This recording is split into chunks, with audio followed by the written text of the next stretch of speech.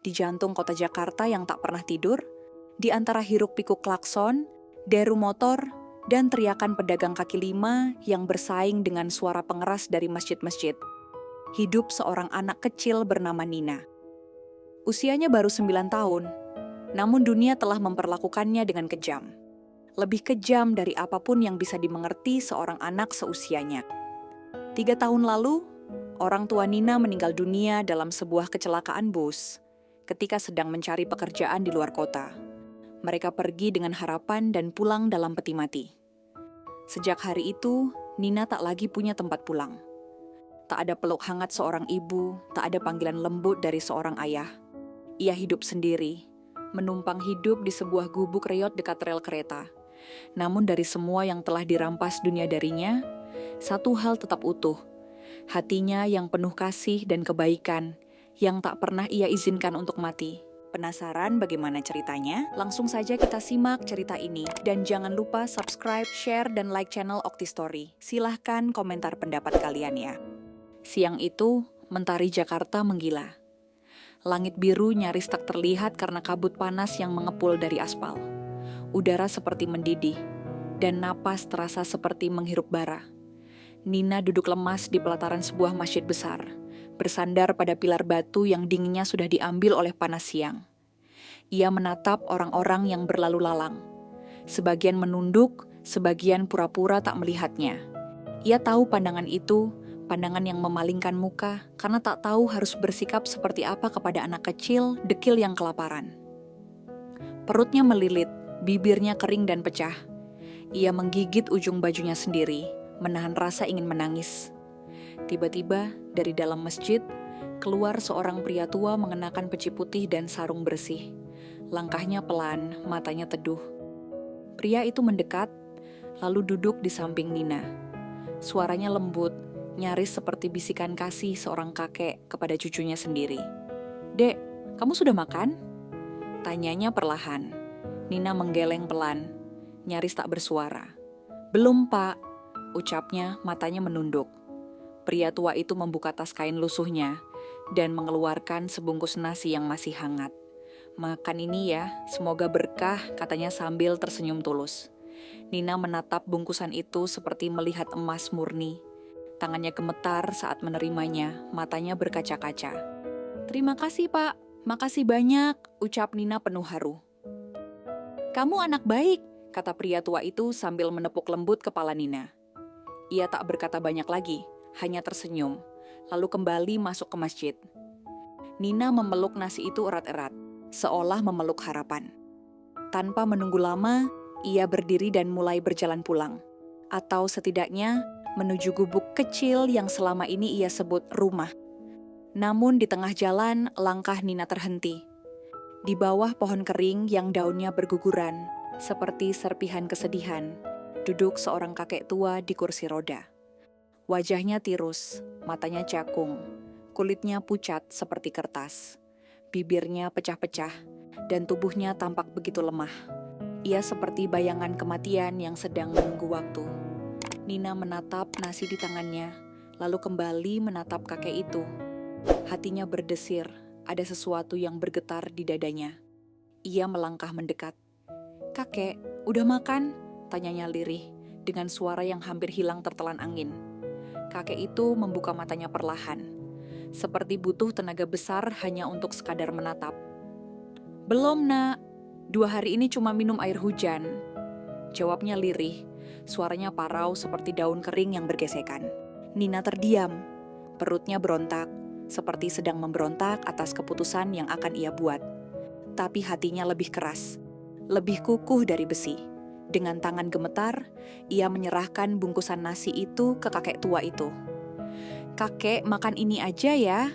Aku masih kuat, beneran," ucapnya mantap, walau matanya berkaca-kaca. Kakek itu menatap Nina dalam-dalam. Matanya mulai basah, dan akhirnya setetes air mata jatuh perlahan di pipinya yang keriput.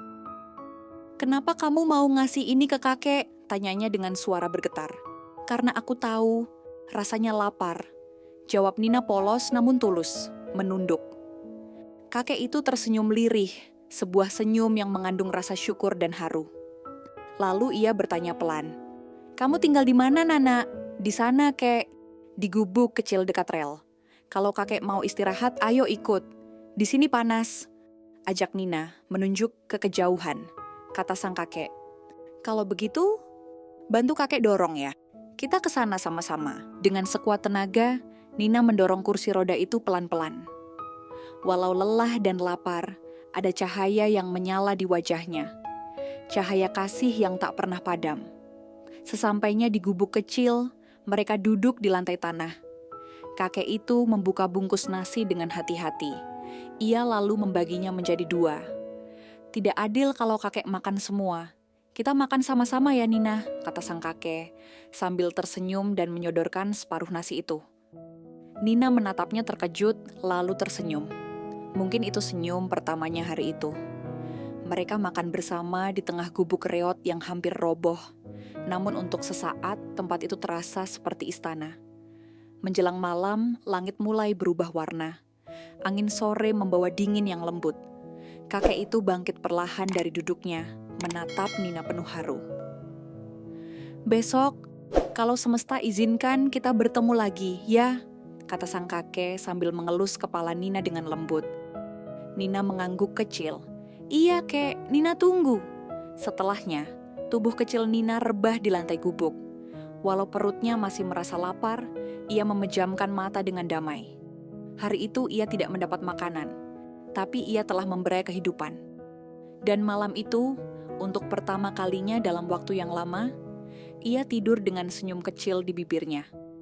Keesokan harinya, langit Jakarta belum sepenuhnya cerah ketika suara mobil mewah membelah ketenangan pagi. Di antara suara burung yang jarang terdengar dan riuh rendah rel yang mulai bergetar, sebuah mobil BMW putih berhenti tepat di depan gubuk kecil Nina. Debu beterbangan pelan saat pintu mobil terbuka. Dari dalam keluar seorang pria, rambutnya tersisir rapi, jasnya berkelas, wajahnya bersih dan gagah. Tapi bagi Nina yang membuatnya menahan napas bukanlah kemewahan itu, melainkan mata itu. Mata yang penuh kasih dan kelelahan. Mata yang ia lihat kemarin, di bawah pohon kering. Nina berdiri tergesa, matanya melebar. "Kakek," pria itu tersenyum hangat. "Iya Nina, namaku Hartanto," ucapnya sambil menunduk sedikit. "Aku pemilik salah satu perusahaan besar di negeri ini. Yang kamu tolong kemarin, itu aku." Nina mengerutkan kening, mencoba memahami. "Tapi, waktu itu kakek di kursi roda, lemah banget," kata sang kakek. "Aku sedang melakukan eksperimen sosial." Nina menatapnya bingung. "Eksperimen?" tanyanya perlahan. Hartanto mengangguk. Sorot matanya berubah sedikit sendu. "Iya, eksperimen. Aku sangat merasa bersyukur dengan apa yang aku punya. Jadi aku ingin merasakan bagaimana susahnya menjadi gelandangan dan ingin melihat respon orang-orang. Tapi kakek itu justru kaget ketika orang-orang biasa bahkan orang kaya tidak peduli denganku. Justru anak kecil sebatang kara gelandangan yang memiliki hati mulia." Nina tertunduk. Tangannya mengepal dan suara kecilnya bergetar. "Aku cuma nggak tega lihat kakek sekarat. Aku tahu rasanya lapar." Hartanto melangkah mendekat. Tangannya terulur, menyentuh bahu Nina dengan lembut. Suaranya tak bisa menyembunyikan emosi yang mulai membuncah. "Nina, maukah kamu jadi cucu kakek? Aku ingin mengangkatmu sebagai anak. Aku ingin kamu tumbuh, dan biar dunia melihat hatimu yang luar biasa." Tangis tak bisa dibendung. Air mata Nina meledak seperti hujan pertama setelah kemarau panjang. "Aku mau, kakek," ucapnya sambil memeluk Hartanto erat-erat. Dan pagi itu, bukan hanya takdir Nina yang berubah, melainkan juga hati seorang pria tua yang sebelumnya merasa tak lagi bisa percaya pada manusia. Akhirnya mereka hidup bersama dengan bahagia. 15 tahun telah berlalu. Kakek Hartanto telah tiada. Namun kepergian kakek Hartanto tidak yang pergi begitu saja. Kebaikan hatinya yang murah ilmu membuat dampak yang sangat besar, terutama untuk Nina. Nina kini bukan lagi anak kecil dengan kaki berdebu dan mata kelaparan. Ia tumbuh menjadi remaja tangguh, dengan semangat yang menyala-nyala. Didikan langsung dari Hartanto membuatnya paham bisnis, namun hatinya tetap lembut seperti dulu. Ia ingat setiap malam lapar, setiap tatapan dingin yang dulu ia terima. Dan karena itu, ia tak ingin anak-anak lain mengalami hal yang sama. Ia mendirikan sebuah usaha sosial bernama Nina Food, dapur umum keliling yang menyusuri gang-gang, kolong jembatan, dan terminal-terminal untuk membagikan makanan bergizi kepada anak-anak jalanan dan para tunawisma. Logo perusahaannya sederhana, 2 tangan kecil yang saling berbagi nasi. Karena kadang, 1 butir nasi bisa menyelamatkan jiwa, kata Nina dalam sebuah wawancara televisi, dengan senyum penuh harapan. Senja menuruni langit dengan lembut di halaman belakang rumah keluarga Hartanto. Cahaya keemasan menyentuh bunga-bunga dan dedaunan yang bergerak pelan tertiup angin. Di sebuah bangku kayu tua, Hartanto duduk mengenakan sweater abu-abu. Tubuhnya sudah tak sekuat dulu, tapi matanya masih hangat, memandang langit yang mulai merona merah. Nina datang membawa secangkir teh hangat. "Kek, teh hangat kesukaan kakek," ucapnya lembut sambil duduk di samping pria yang telah menyelamatkan hidupnya.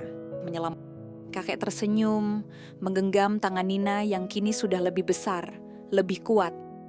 "Kamu tahu, Nak, waktu aku jalan-jalan dengan kursi roda itu, aku kira sedang menguji orang.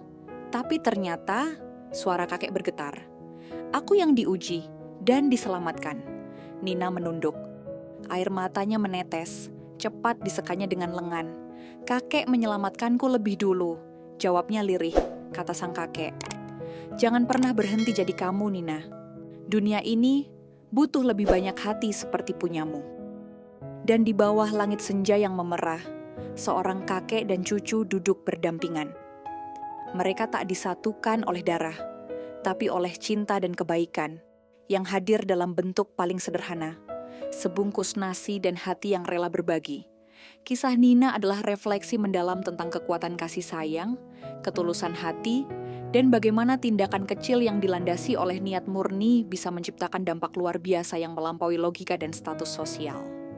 Dari seorang anak kecil yang hidup dalam keterbatasan ekstrim, kehilangan orang tua, dan dipaksa menghadapi kerasnya dunia sebelum waktunya, Nina tetap menjaga api kebaikan di dalam dirinya agar tidak padam. Bahkan ketika dunia seakan menuntutnya untuk menjadi keras dan tak peduli. Justru dari titik terendah itulah kasih sejatinya lahir. Ia tidak memberi karena ia mampu, tetapi karena ia tahu persis bagaimana rasanya tak punya.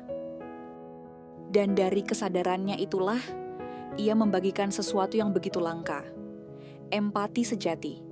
Sementara itu, sosok Hartanto menggambarkan pelajaran penting tentang bagaimana kekayaan materi tak selalu sebanding dengan kekayaan jiwa.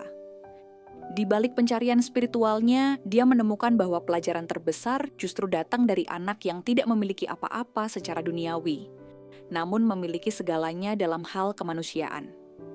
Eksperimen sosial yang ia lakukan tidak hanya membukakan mata tentang dinginnya dunia, tetapi juga membawanya pada kesadaran bahwa harapan dan kebaikan masih hidup dalam wujud sederhana, seperti sepasang tangan kecil yang mau berbagi nasi di tengah lapar. Perjumpaan mereka bukan sekadar kebetulan, melainkan sebuah titik temu antara 2 jiwa yang saling menyelamatkan. Hartanto menemukan kembali makna hidupnya melalui Nina, dan Nina mendapatkan kehidupan baru dari cinta yang ia berikan tanpa syarat. Pelajaran terpenting dari kisah ini adalah bahwa dalam dunia yang seringkali menilai manusia dari harta, penampilan, dan status sosial, yang sesungguhnya bernilai adalah hati yang tulus.